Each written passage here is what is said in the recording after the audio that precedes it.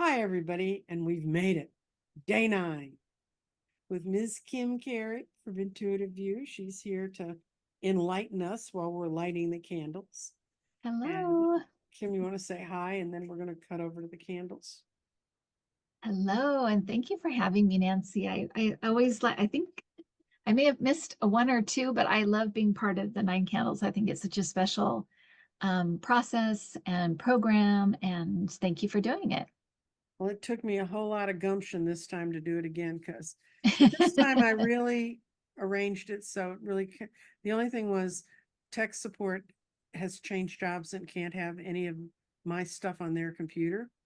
So they had to bring Oh, it all okay. down here, and I had to learn how to do my own rendering over to YouTube and stuff. And I managed to Oh, render right. everybody perfectly except poor Sheila. And somehow I chopped up her video and her audio was in and out. So I keep saying Oh, I darn. chopped Sheila up and threw her across the lawn. But Oh, she's made it up. So she's day 6 and happily so. nice. And Well, good. Well, good. well, we'll get on to lighting the candles because this goes on long enough. And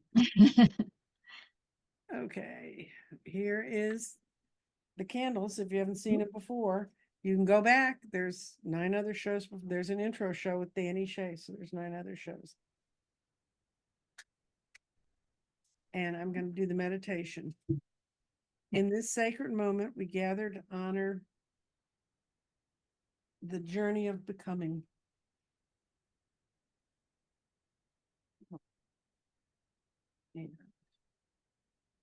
We open our hearts to this ritual.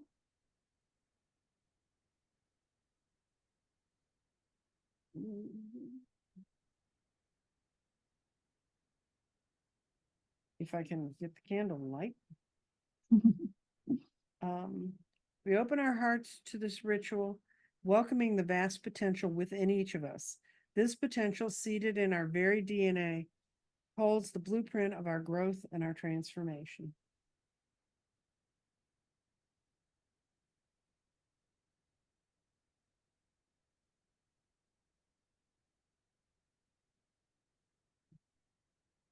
And as we light each of these candles, we invoke the power of the photonic energy, the, the very essence of light, the light that symbolizes the illumination of our path and the awakening of our inner wisdom and the nurturing warmth of our universal love. We awaken the reminder, each of these candles is a reminder.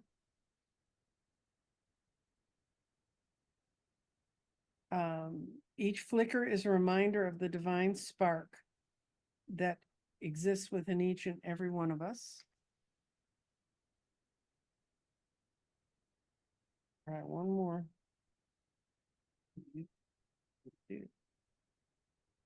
I haven't gotten any better at this, guys. I've done 9 candles. You'd think I'd know how to light them by now. Each flicker of the flame is a reminder of the divine spark within each of us, a spark that connects us to the infinite web of the universe. We breathe deeply, and I won't do that because I'll blow my candle. We breathe deeply in the gentle dance of the energy that surrounds us. This energy flows through. Now the matches won't stay, but this, I'm going to light the last 2 candles, and then I'm going to read because I'm apparently I cannot light and read at the same time.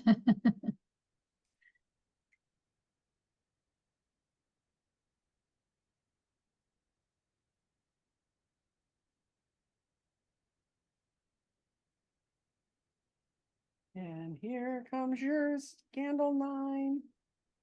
Yay.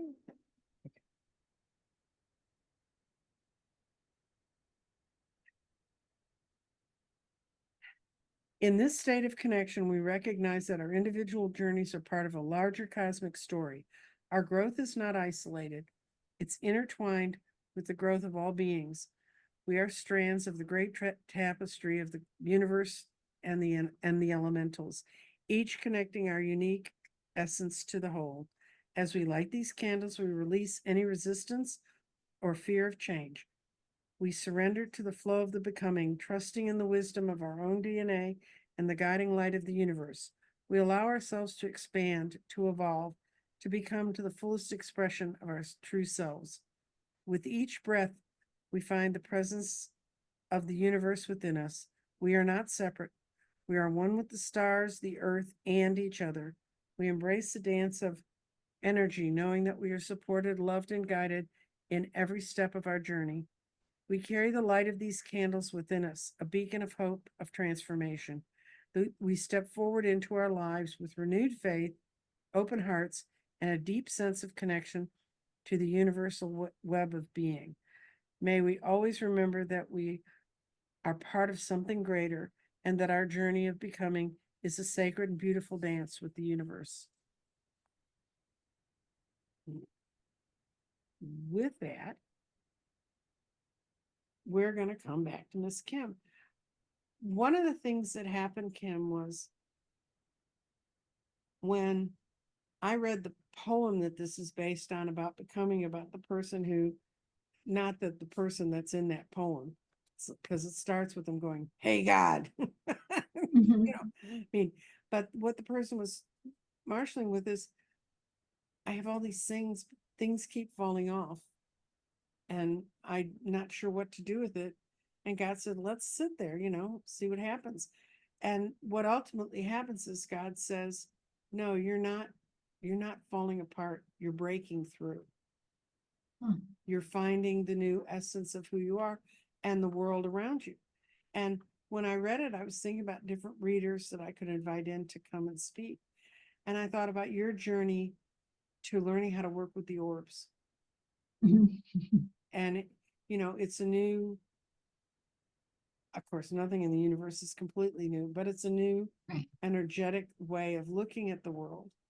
And you're doing it. So I didn't know if you wanted to talk about that, if you just wanted to talk about, because both you and I work with clients and we have to kind of guide them through the changes they need to make. So topic Yeah, yours.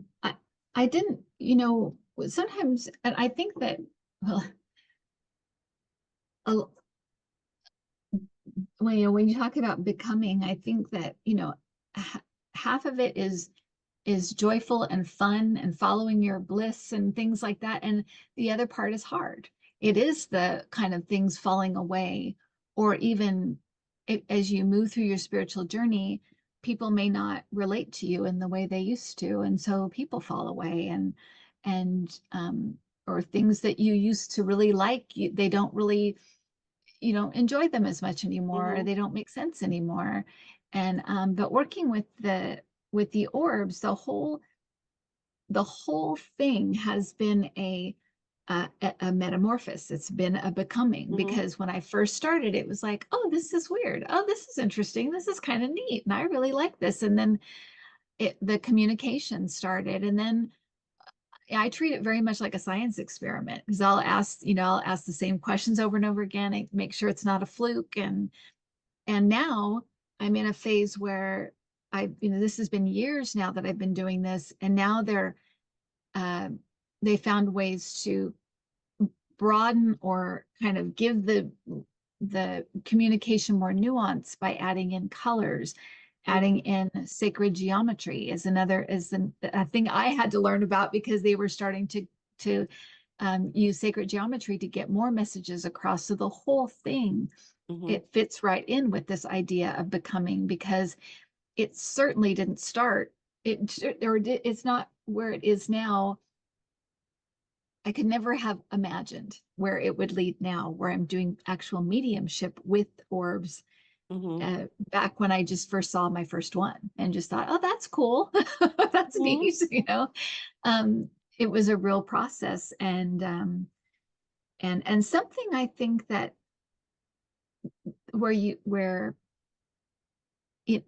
in that idea of becoming or metamorphosis or change, Mm-hmm. there has to be such trust in the universe. You kind of are handing it over so often, particularly in the area of spirituality, Mm-hmm. because you know that there's something in you that knows that your guides or your spirit team can see further than you can. And Mm-hmm. so there's always kind of this trust factor. And with every little leap that I took with doing orbs or sharing them on my channel, and then I shared them on another channel, and then it's been this little eking out. But I think the whole time they could see where this could go and where it could end up. And it was just this leading along.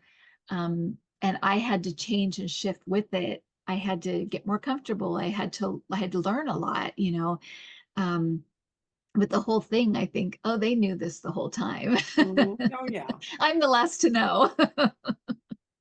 You often feel Yeah, that way. yeah. So for It, people who don't know what you do with orbs and how you link it with mediumship, in case they've been under a rock, would you like to explain kind of the the sort of overarching idea of how it works? yeah. So about I guess it's been like a year and a half or so, maybe 2 years ago, I started getting messages about doing mediumship. And I was like, I don't consider myself a medium really. I can do it. I can, do some channeling and that kind of thing, but Mm-hmm. I don't really consider like that to be my thing. And there are so many great mediums out there that I was just like, I don't know about that. And then I started to hear with a twist. And I was like, with a twist, what do I do that I could it could be a twist. I have no idea. And then I was doing orbs one night and it dawned on me, oh, it's orbs. So I had to go through this whole thing where I tested it out on I had people kind of sit in and be my guinea pigs. Mm-hmm. And I finally came to a way of doing it that I'm sure will change as I go forward, but a way of doing it that I kind of figured out the format. Mm-hmm. And so basically what it is I call in people tell me who they like to contact. I Mm-hmm. call that person in, and they send an orb in, and then they can ask 3 questions, yes or no questions. And the way that they answer is a yes is coming towards me, a no is going from the ceiling to the floor, Mm-hmm. and it goes slowly. So it's like you can tell that it's you know, Mm-hmm. and the reason that I picked those 2 directions is because you can see other orbs flying around because there's always support there for what's going on. So, and they usually are going across or they're going up. So those Mm-hmm. are the 2 directions they don't go usually. So, and it's very obvious when they're answering you and they come straight to the camera. It's very obvious. Mm-hmm. Um, so they can ask 3 questions, and what I feel like it's supposed to do when what my intention is, I guess, behind it, and what I felt like it's supposed to do is help people through grief. Mm-hmm. um it's I feel like it's supposed to kind of give those people who are just on the edge, maybe they've been doing this stuff their whole life, but they lose someone unexpectedly and now they doubt everything. It happens. Oh, And yeah.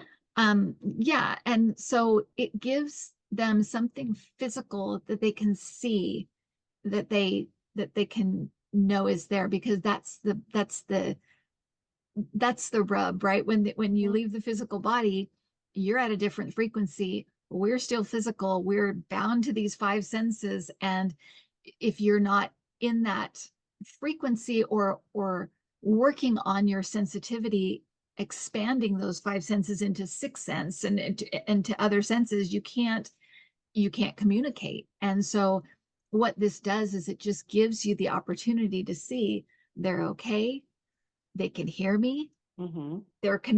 they know what's going on, because usually the questions are about stuff that's happening now. Right. And so they know what's going on, and it's affirming. Mm-hmm. It's a way to affirm for people that are either in deep grief, so they can't connect, they're in those lower densities that you Mm-hmm. get into when you're in grief, um or um they're in that space of kind of a dark night of the soul where they're not sure what's going on. I've been so faithful. Why did this happen? How could this have happened? And it gives that relief, Mhm. um, that they actually are okay. Everything's fine. Everything is okay in it. And there's joy behind it too. For me, working with orbs is it's joyful. It's Mhm. fun. Um, and so I think there's that element as well that's brought in, especially for people in grief. It's Mhm. so helpful to have that. Um, and so I pretty much have gotten the format down now. And I did change it so that you just kind of receive a recording. You send me the information and like who you're Mhm. contacting, the questions, and then I send it back to you and send it to you in a recording. And what I found was that it took less time. And I told people that if I could figure out a way to do it that took less time and I could lower the price a little bit because I didn't want to, but it takes about a week. So it's a lot of time and effort, but I love it. I just think uh, it's so inspiring to me. It's so inspiring, and the people react in the appointments usually get very emotional. It's a very Mhm. emotional thing to actually see with your own eyes them respond, that Mhm. they're there. Um, and so it's been really rewarding and just a beautiful process, um, that I'm happy to be a part of. I don't know if anybody else does it. I've never heard of it before. I didn't know I'd be doing it. Mhm. So I don't know if it's brand new, but it feels like it's kind of a new thing. But it's also for those people that, like I said, they're in deep grief and can't quite be reached yet by their family. Well, it's really a lovely thing you're doing, and it's really important to expand our, as we find new modalities that we can bring forth relief to people, because and to help them understand what's going on. Yeah, and I think that I have said before that I envision a day that we'll be able to pick up some kind of device that we've figured out and say, "How are you doing, Grandma? Yeah. How is it over there?"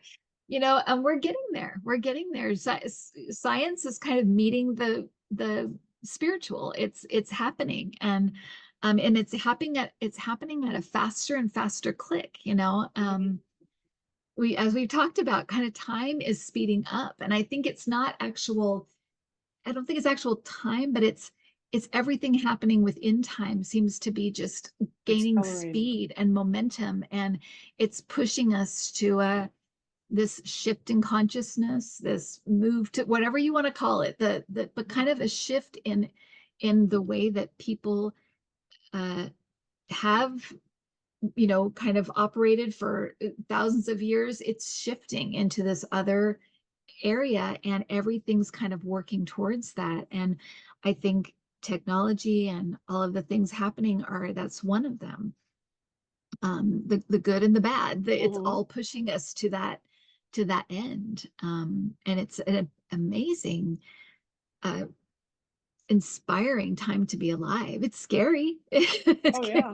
It can be scary at times, Mhm. but it is so interesting and inspiring, and I can see why so many of us wanted to be here during this time Mhm. because it's pretty amazing. Yeah, well, I'm doing, not yet, but after the nine candles, I'm doing a whole study on how the energies have shifted so much in our universe. And as they've shifted, my question is the energy shifting, or was it always there? Or and now we have the implements, the things to measure it. Like, I work with ley lines. And when Mhm. they first became aware ley lines were there, they could find them with dowsing in the old fashioned ways. But the scientists were kind of going, oh, yeah, really? Uh-huh. I mean, the fact that they could feel it when they walked across them, too, didn't seem Right. to shake their thing. But eventually, Roy Duff and some other Englishmen got together and they created machines that could measure the metric of the ground to show where the ley line was and where it wasn't, and that there was an energy field there. But it's not one we ever knew was there before or had the implements to be able to see it. Mm. That's one of the things. And then the shift in photonic energy that I talk about in the meditation, that's no joke.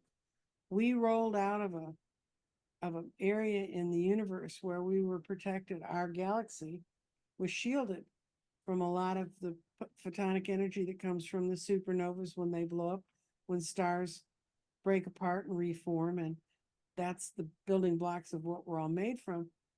And we've only had since, well, we realized we were moving out of somewhere, and they rejiggered the machines, and they said, oh my God, there's all this stuff pouring air that wasn't here before. And so as our consciousness is, we feel it first, and then they got to go find the machine to measure. It's something, and it's important to, because when you try to say it's not here, and you try to bury yourself away from it, well, where are you going to go when the sun's shooting out super mass coronal ejections? Right. It's coming towards all of us. Right. And you're utilizing it in a different way, and you're verifying it for people, and I think that's really important. Yeah, and I have a question for you, since you do kind of study energy and know about this. I've been noticing that over the last maybe 6 to 8 months, I've been hitting what I kind of call it like mini dark nights of the soul. It's only like a day or two, and it's maybe every couple of months, and I'll just hit this. It's almost like my energy just goes funk, and then for a day or two, and then it's like light again. Well, we're like What is that? athletes. We're like athletes that are training for stuff, and Uh-huh. we hit a point where we ought to know to back off, and we don't. You're the second reader of that's a real note today that I spoke with, who's hit this dark night of the soul stuff. And I went into a 6-month thing, and it right after Christmas I fell and hurt my knees again, and so I had to go through the psychological thing of using a cane again. Oh, right. And Right. and all that stuff. And I was just angrier about it, and I allowed more negative energy in myself that elongated it. But I really felt very cut off from people, and I realized I had to go through that so I could look back and see how far I'd come. Right. And just kind of roll with it. And I went through the solar eclipse in November, and then I went through we had the total eclipse on top of us, like we were at ground zero for the solar eclipse in April. And I was so looking forward to it, and I went out and looked at it, and it ended up that my guardians have put a shell around me that protect me from lower energies, so that they can take me to 6 and 7D if they need to, and it doesn't affect my heart. Just somehow when I get in those crystalline states, it was affecting my heart. And some other light workers worked with me on coming to an explanation, so that a way I could cope with it, because otherwise I was going to say, don't take me up there. I don't want to go, because I was waking up with massive arrhythmias. And the doctors tested everything. Nothing's wrong with you. Well, apparently it is. Fortunately, my cardiologist's aunt is one of the leading astrologers in India. And so he understands we're kind of wired different. But they put this cage. It's like when the person who figured out what was wrong said they felt like there was a cage around me. And somehow during the solar eclipse, some of the, we always like to think it's all lovely, wonderful energy around us, but it's not always. Something chipped into the matrix that surrounds me, and 3D energy was leaking in. And I got to a point one day where I was in my easy chair, and I could not turn my head left or right. It was so painful. and my whole body was racked with pain. And someone called me and she said, "You need help. What can I do?" So I told her how I felt. She's a healer. So she went in and she called me up and she said, "Well, we fixed it. I'm not sure what it was, but it's something that surrounds your energy that seals you in." And she said, "Turn your head," because I was really afraid to turn my head. I thought I was going to break my damn neck. I turned my Right. head and I said, "Oh, it worked." And so she told me what she saw. And I talked to a couple of other healers that I work with, and they said, "You were just absorbing 3D energy at a level you hadn't in," because they sealed me up 2 years ago. Oh, So, wow. yeah, so we have to understand we're not wired like the rest of the world right now. And Right. no one really is. Everybody's in a free fall into a different arena. But because of some of the stuff I'm supposed to work on and do, some of which is explaining energy to people, I Mhm. had to go through really feeling all the different energy to get there. Mm. And that it's a good reminder too that how dense and uh how clingy this 3D energy is. When you Yeah. have that experience of it coming through like that, it's a good reminder to all of us that what we actually are swimming around in. Well, and people have to understand that ascending is not just, "Oh, I'm going to go up and be," excuse me. Thank you. Okay. Fill up your cup.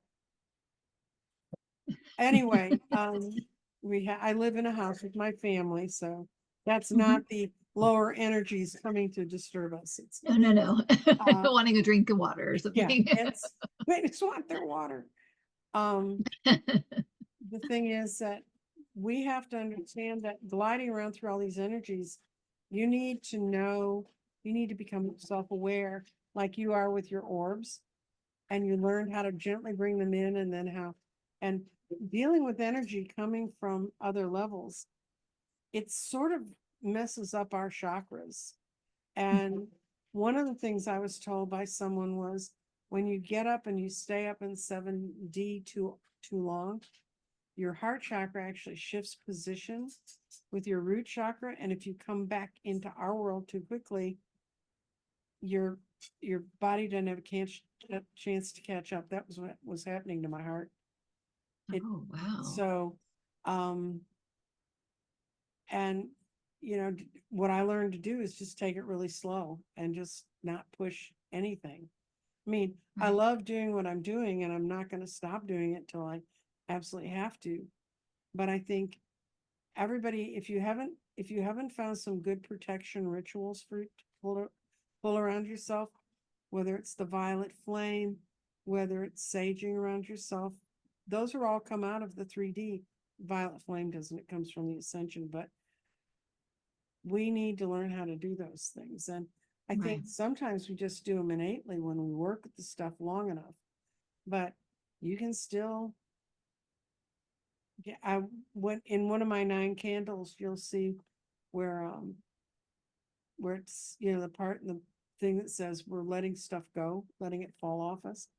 One of my readers was taken up to 7D because she's going to be doing a lot of work there. And they put her in, she said, for all intents and purposes, it's like a salad spinner. And they put her in it and they spun her and they spun off all these pieces real quickly. And they said, "We could work with you, but it's going to take way too long. So we just spun it off you now." And she said she felt so much incredibly lighter. And when she had someone do a scan of her chakras, her root chakra had shrunk, because that's where Oh, you hold a lot wow. of the old fears and things. It was Right. already shaken off and her heart chakra had grown. So there's Oh, good sides to the interesting. ends of this, but don't push yourself. We are gooey cellular beings that are getting pushed into a world that has uh, cellular crystalline beings. And the two worlds, we can get along because I'm getting along in both of them, but you can get messed up in the Yeah. end. Yeah, and that's a great reminder to use protection, because I think one of the biggest, or one of the energies I feel the most is fear. There's a lot Mhm. of fear energy right now around us. And it's all over the world. It's not just No, it's not it's fear just on here. steroids. And so yeah. It's, well, you think about it, the people that are being driven out of power, or the energetics that are being driven out of power as we shift, they're going to fight like crazy to hold on to us. And it's a real war, and they're going to try to win.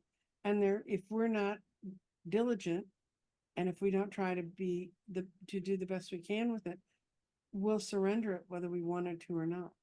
Right. Right. Yeah.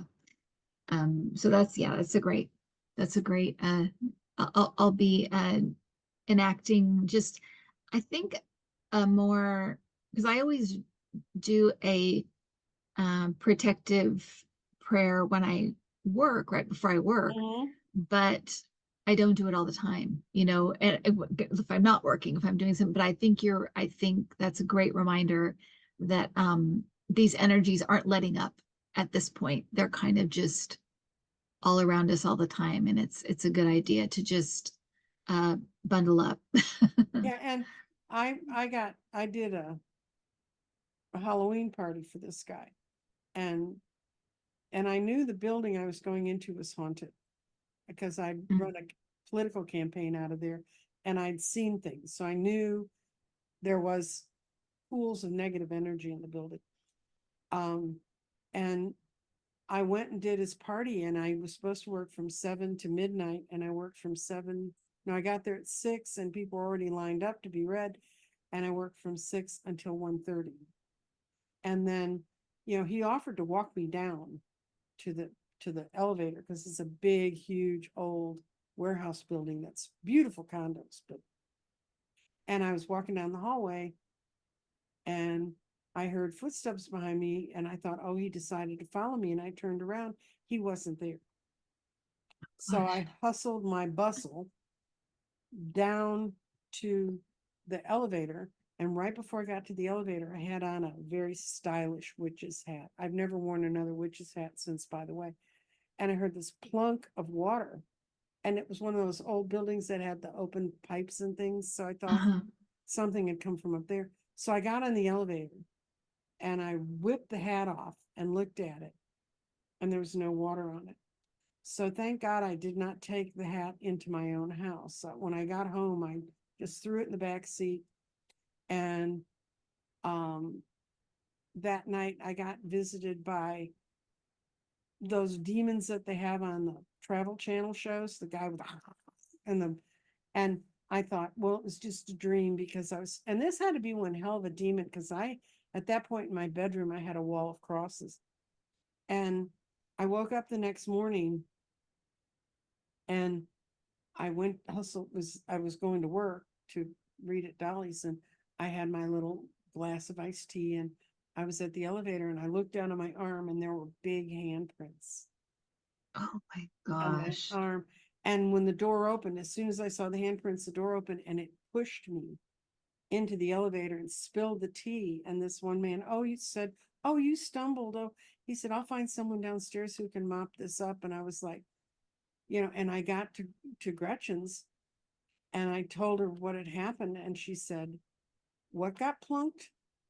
And I told him it was this hat. So one of the guys in the shop, one of the guys who had a shop there, he got big electrician's gloves on, and he went and took the hat out of my car and tore it up and put it in the dumpster so no one could wear it again.